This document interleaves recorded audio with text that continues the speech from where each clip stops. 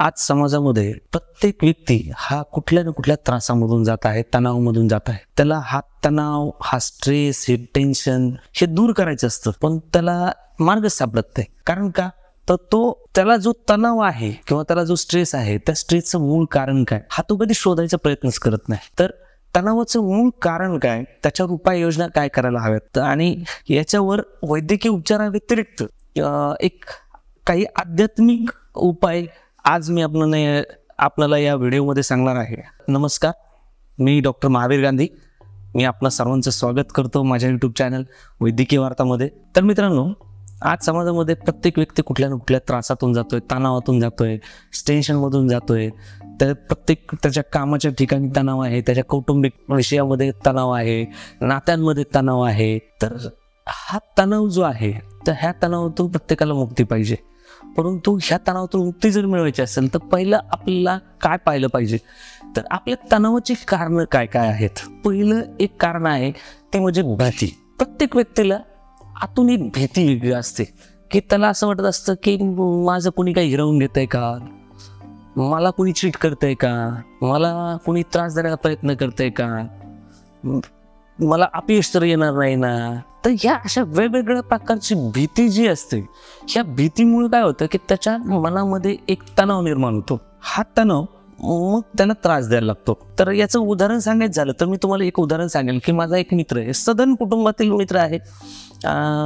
पैसा पाणी खूप चांगला आहे, प्रॉपर्टी आहे, व्यवसाय व्यवस्थित चालू आहे, सर्व काही आहे. परंतु तो नेहमी तणावामध्ये असतो. त्याला नेहमी भीती असते की माझं कोणी काही हिसकावून घेणार नाही ना.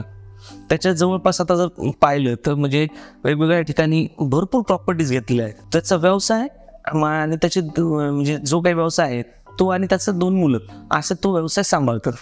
परंतु व्यवसायामध्ये दोन्ही मुलं व्यवसाय करत असताना आणि हा त्यांना तिथं मदत करत असतो. त्या हात दुकानामध्ये ज्यावेळेस मी व्यवसायाच्या ठिकाणी उभा असतो त्यावेळेस पण हात नेहमी तणावामध्ये असतो. कारण याच्या मनामध्ये भीती असते, कुणी मला पैसे तर कमी देणार नाही ना. त्यामुळं एखाद्या गिरायकाने पैसे दिले तर तो ते 2-2, 3-3 वेळा मोजून पाहणार.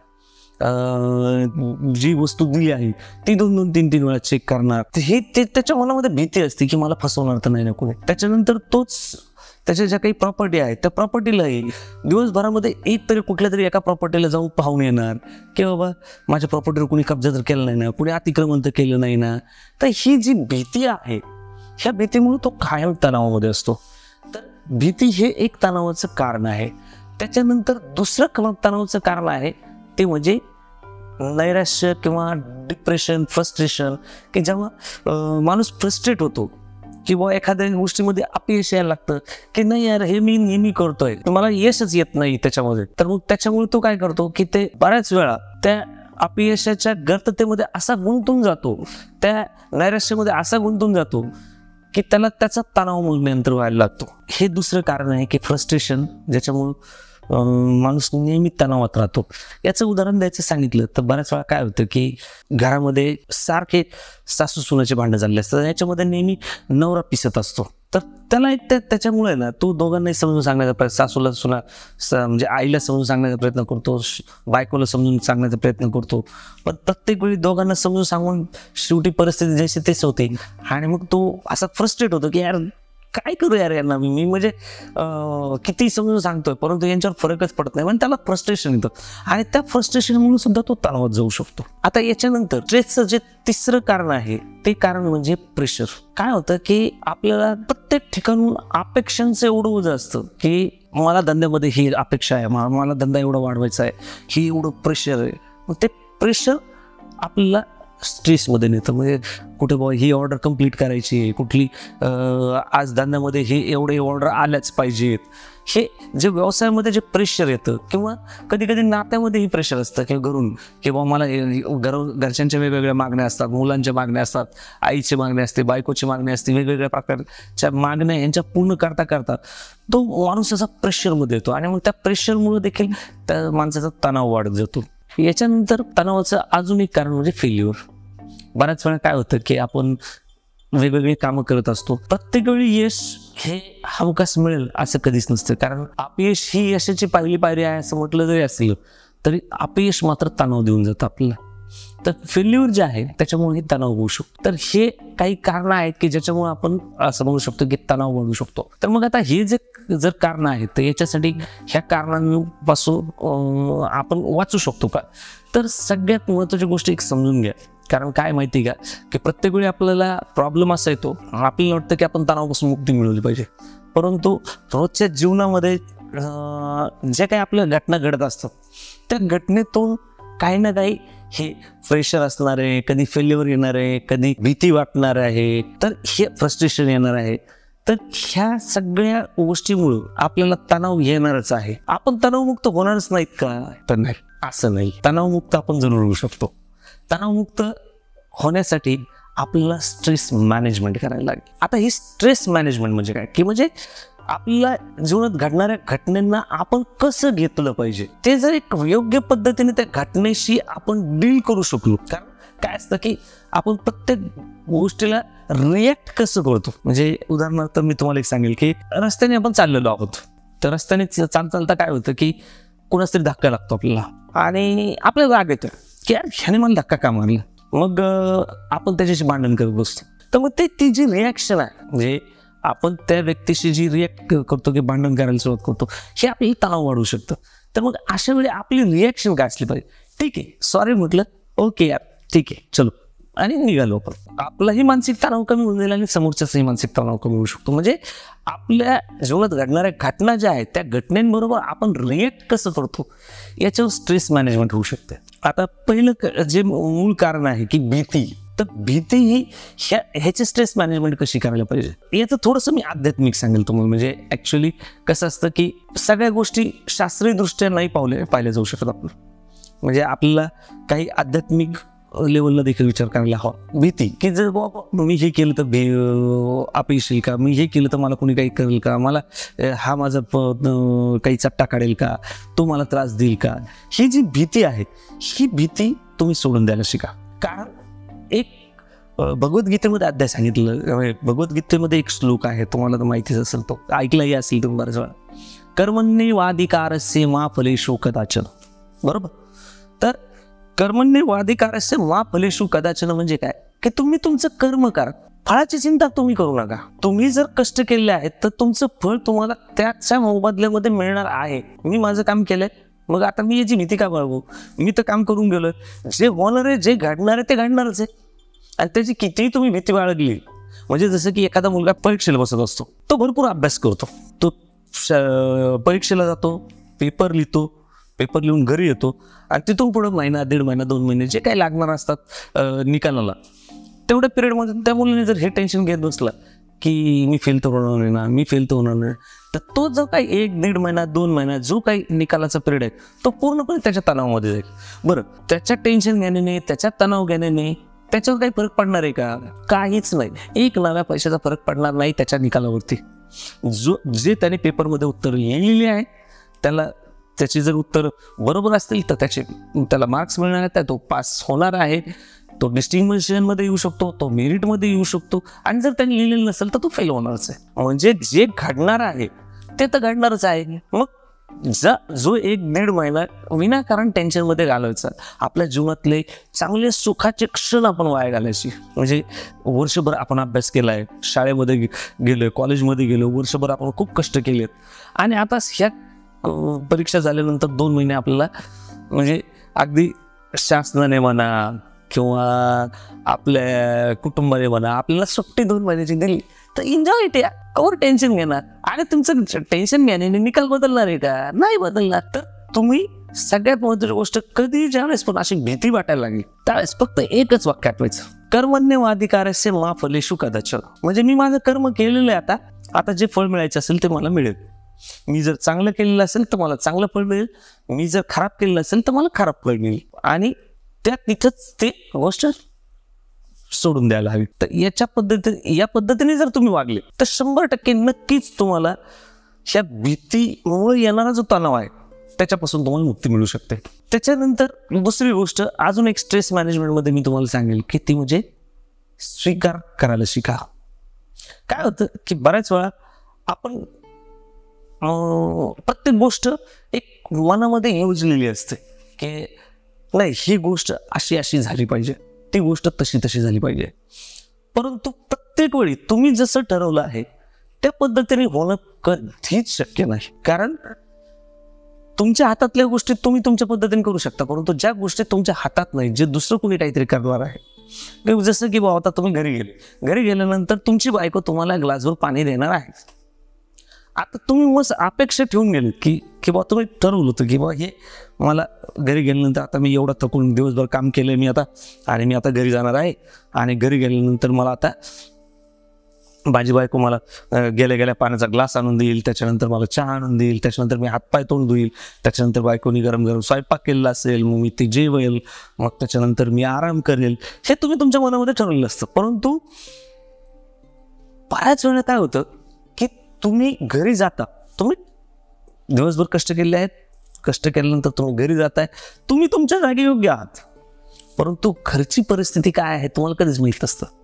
म्हणजे कदाचित असं होऊ शकतं की घरी बायकोला दिवसभर काहीतरी वेगळंच काम आलेलं असू शकतं, कुणी पाहुणे आलेले असू शकतात, घरातली लाईट गेलेली असू शकते, मोलकरीन आलेली नसू शकते, म्हणजे असे वेगवेगळे प्रॉब्लेम तिला आलेले असू शकतात. त्यामुळे ती त्या पद्धतीत चिडचिड असू शकते. आणि मग तुम्ही घरी जाता आणि तुमचीच अपेक्षा आहे की बुवा आता माझ्या बायकोने मला ग्लासभर पाणी द्यायला पाहिजे, मला चहा आणून द्यायला पाहिजे. तर हे सगळं तुमच्या अपेक्षा आहे, तुमची अपेक्षा करायची रास्त असू शकते, परंतु तुमच्या बायकोला, तुमच्या पत्नीला काय प्रॉब्लेम झाले ते तुम्हाला माहीत नसतात. त्यामुळे ती चिडचिड करत असते आणि तुम्हाला घरी गेल्यानंतर मग तो पाण्याचा ग्लास मिळत नाही, चहा मिळत नाही आणि मग तुम्ही फ्रस्ट्रेट होता आणि फ्रस्ट्रेट होऊन मग तुम्ही चिडचिड करायला लागता, मग त्याचं टेन्शन घेता, मग तणाव यायला लागतो. तर सगळ्यात महत्त्वाची गोष्ट म्हणजे एक अशा वेळी काय करायला हवं, तर आपण परिस्थितीचं गांभीर्य समजून घ्यायला हवं. म्हणजे परिस्थिती काय आहे की काय झालेलं आहे घटना ते समजून घेण्याचा प्रयत्न केला पाहिजे, डोकं शांत ठेवलं पाहिजे. आणि सगळ्यात महत्त्वाची गोष्ट म्हणजे जे घडलंय, समजा नाही दिलं बायकोने पाणी आणून, इट्स ओके, मी घेतो पाणी, मी का त्याचं टेन्शन घेऊ की तिने पाणी नाही दिलं म्हणून मी टेन्शन घेईन का बसू, इट्स ओके, मला स्वीकार आहे मी पाणी स्वतः हाताने पिणार. याला स्वीकार का जादू म्हटलं जातं. म्हणजे हॅपी थॉट्सचे जे गुरु आहेत तेज गुरु सरश्रीजी, त्यांनी स्वीकार का जादू या विषयावर खूप छान सुंदर विवेचन केलेलं आहे की जर तुम्ही तुमच्या जीवनामध्ये ज्या घटना घडतात त्या घटनांचा स्वीकार करायला जर शिकले तर तुमच्या जीवनातील तणाव हा 100% कमी होऊ शकतो. तिसरी गोष्ट मी तुम्हाला स्ट्रेस मॅनेजमेंटमध्ये शिकवल किंवा सांगेल ती म्हणजे सोडून द्यायला शिका. बऱ्याच वेळा आपण काय करतो की जुन्या घटना, जुने काही अप्रिय गोष्टी घडलेल्या असतात, तर त्याचं आपण इतकं टेन्शन घेतो आणि ते डोक्यामध्ये ठेवत चालतो, म्हणजे कचरा साठवत चालतो आपण डोक्यामध्ये. आणि मग म्हणजे कदाचित असं होतं की कधीतरी तुमच्या भावाने तुमच्याबरोबर काहीतरी वागलेला असतो, कधीतरी तुमची बहीण तुमच्याबरोबर काहीतरी वागलेली असते, आणि किंवा बायको वागलेली असते, सासू वागलेली असते, सासरे, मेहुणे, मुलगा, कुणी म्हणजे नातेवाईक आहे की कदाचित मित्र वागलेला असतो, कधी कुणी वागलेला असू शकतं. तर त्यांनी काहीतरी चूक केलेली असते आणि ती तुमच्या डोक्यामध्ये भरून ठेवली असते. आणि मग काय होतं की तो व्यक्ती समोर आला की तुम्हाला ते सगळं आठवतं की यार या माणसाने माझ्याबरोबर असं केलेलं आहे, मी याला सोडणार नाही. आणि तो माणूस ती गोष्ट विसरून गेलेला असतो, म्हणजे त्याच्या तर डोक्यात पण नसतं की अरे आपण याच्याबरोबर असं वागलेलं, म्हणजे मी महावीर बरोबर हे केलं होतं, हा तो विसरून गेलेला असतो. आणि महावीर मात्र तेच डोक्यामध्ये ठेवून असतो आणि तो त्याच तणावामध्ये जगत राहतो. तर अशा वेळी सगळ्यात महत्त्वाची गोष्ट काय की तुम्ही सोडून द्यायला शिका. ठीक आहे, झालं त्याने केलं ठीक आहे, तुम्हाला त्याच्याबरोबर परत संबंध ठेवायचे नाही ठेवायचे हा तुमचा प्रश्न राहिला आहे, परंतु त्या ज्या अप्रिय घटना आहेत, त्या अप्रिय घटना ज्या आहेत त्या सोडून द्यायला शिका. म्हणजे डोक्यात ह्या वॉशआउट करा डोक्यातून. म्हणजे काय होईल की तुम्हाला त्याचं तणाव, त्याचं टेन्शन जाणवणार नाही, ती व्यक्ती समोर आल्यानंतर तुम्हाला त्रास होणार नाही. आणि याच्यात एक मी तुम्हाला छोटीशी स्टोरी सांगेल. काय होतं की एक माणूस असतो, सकाळी सकाळी त्याला ऑफिसला जायचं असतं. तो घराच्या बाहेर येतो, आवरून वगैरे सगळं व्यवस्थित करून घराच्या बाहेर येतो आणि त्याची स्वतःची कार असते. तो कारमध्ये जायला लागतो, बसायला लागतो. तर बघतो तर कार नेमकी त्याची पंक्चर असते. आणि मग आता कार तर पंक्चर आहे, मग आता ऑफिसला तर जायचं, मग काय करायचं? मग तो काय करतो, रस्त्यावर येतो आणि एक रिक्षा पकडतो, कारण त्याला गडबड असते. तर तो रिक्षामध्ये बसतो, रिक्षा चालायला लागते. अचानक एका चौकामध्ये एक कारवाला त्या रिक्षाला आडवा येतो. सगळी चूक त्या कारवाल्याची असते. रिक्षावाला एकदम कर्कचुटून ब्रेक मारतो आणि ब्रेक मारल्यानंतर रिक्षा थांबते आणि तिथं जो होणारा अपघात आहे तो टळतो. तो अपघात जरी टळला तरी तो कारवाला तिथून पुढे असा साईडला येतो आणि तो रिक्षावाल्याला नाही तशा शिव्या घालतो, त्याला बोलतो. जेव्हा की चूक ही पूर्णपणे ही त्या कारवाल्याची असते.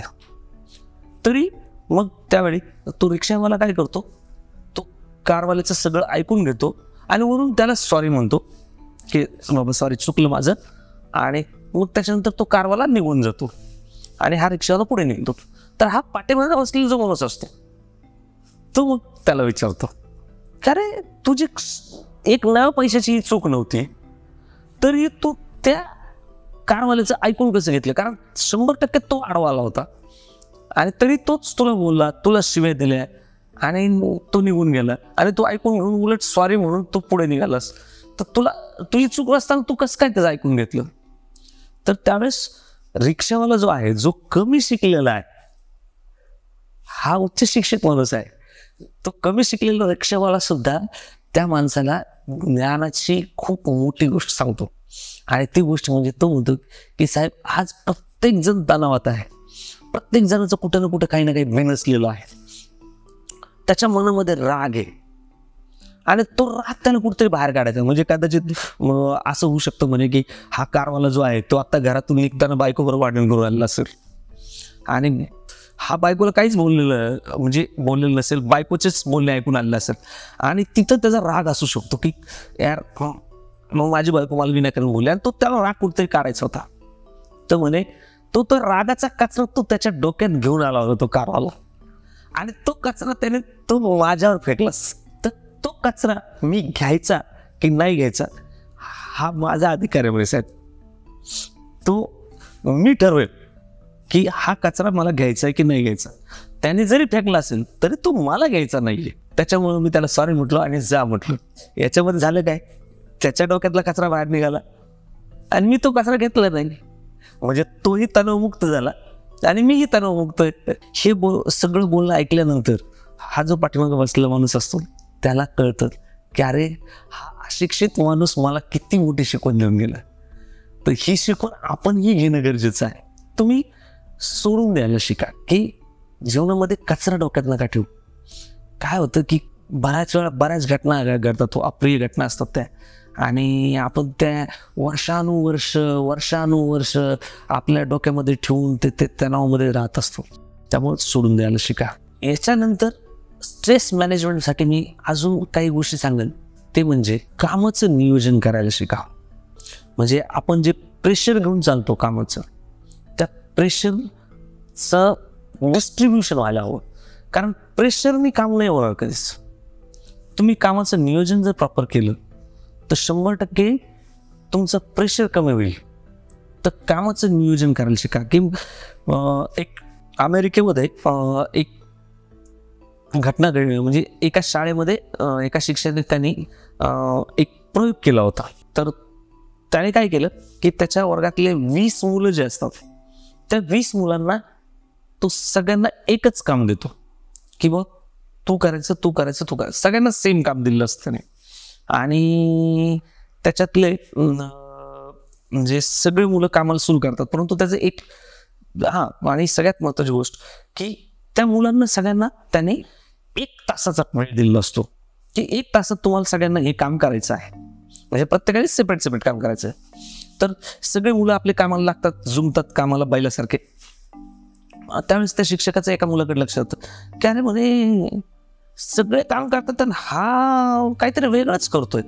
तर मग ते तरी पण तो काही बोलत नाही, त्याला त्यांना करू देतो. कारण त्याला त्यांची परीक्षाच घ्यायची असते, त्यामुळे तो त्यांना त्यांच्या पद्धतीने करू देतो.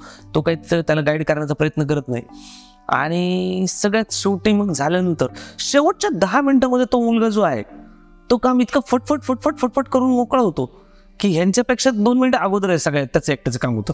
याच्यातले 19 पैकी काही मुलांचं तर ते काम पूर्ण पण होत नाही, परंतु ह्याचं पहिले 50 मिनिटं हा खेळत बसला, त्याच्यानंतर 8 मिनिटातच काम केलं आणि 2 मिनिटं उरून परत त्याला मोकळे मिळाले. आणि बाकीच्या मुलं 1 तास राबूनही त्यांचं काम झालं नव्हतं.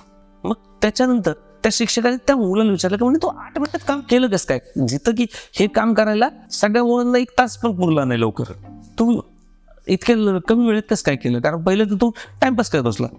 त्यावर तो मुलगा म्हटला की सर मध्ये मी टाइमपास नव्हतो करत, मी कामाची मॅनेजमेंट लावली, प्रॉपर काम कशा पद्धतीने करायचंय त्याच्यावर मी पहिले कॉन्सन्ट्रेट केलं. आणि मग त्याच्यानंतर मला जुळजुळ करायला फक्त मोजून 5 ते 8 मिनिट लागली म्हणे, आणि म्हणून माझं काम लवकर झालं, कारण मी पहिली मॅनेजमेंट केली होती. तर कामाचं नियोजन जर आपण करायला शिकलो तर प्रेशर हे बऱ्याच वेळा कमी होऊ शकतं. त्यामुळं आणि प्रेशर कमी झालं की तुमचा मानसिक तणाव तर हा कमी होणारच आहे. त्यामुळं ह्या पद्धतीच्या स्ट्रेस मॅनेजमेंट जे आहे, ह्या स्ट्रेस मॅनेजमेंट करायला तुम्हाला शिकावंच लागणार आहे, स्ट्रेस मॅनेजच करावं लागणार आहे. स्ट्रेस अवॉइड केला जाऊ शकत नाही, स्ट्रेस मॅनेज केला जाऊ शकतो. तर तुम्हाला प्रत्येक गोष्टी, तुम्हाला जो पण स्ट्रेस येतोय त्याचं मॅनेजमेंट करायला लागेल. त्याच्यानंतर मी चौथं तुम्हाला एक सांगितलं होतं की फेल्युअर. बऱ्याच वेळा कामामध्ये फेल्युअर येतं आणि त्याच्यामुळे जो स्ट्रेस येतो, टेन्शन येतं, डिप्रेशन येतं, तर त्याच्यासाठी काय करायला पाहिजे. आता अपयश हे आपल्या हातातलं नसतं, पण प्रयत्न हे आपल्या हातातले असतात. त्यामुळं अपयशाचं टेन्शन घेण्यापेक्षा जर समजा तुम्ही एखादी गोष्ट करताना अपयशी झालं तर त्याचं टेन्शन घेऊन बसू नका, सोडून द्या. ओके झालं हे, ओके हे करताना माझ्याकडून काय चुकलं हे पहिलं त्याचा अभ्यास करा, आणि ज्या चुका झाल्या त्या अवॉइड करून परत कामाला दुसऱ्यांना जोमाने लागा, जेणेकरून तुमचं तणाव तर कमी होईलच, परंतु तुम्ही जीवनामध्ये यशस्वी पण व्हाल. आणि हे सगळे जर उपाय केले तर तुम्ही फक्त त्या कामामध्येच नाही तर तुम्ही तुमच्या जीवनामध्ये सुद्धा यशस्वी होऊ शकाल. त्यामुळे मित्रांनो, स्ट्रेस घेऊ नका, स्ट्रेस मॅनेज करायला शिका. ओके, धन्यवाद.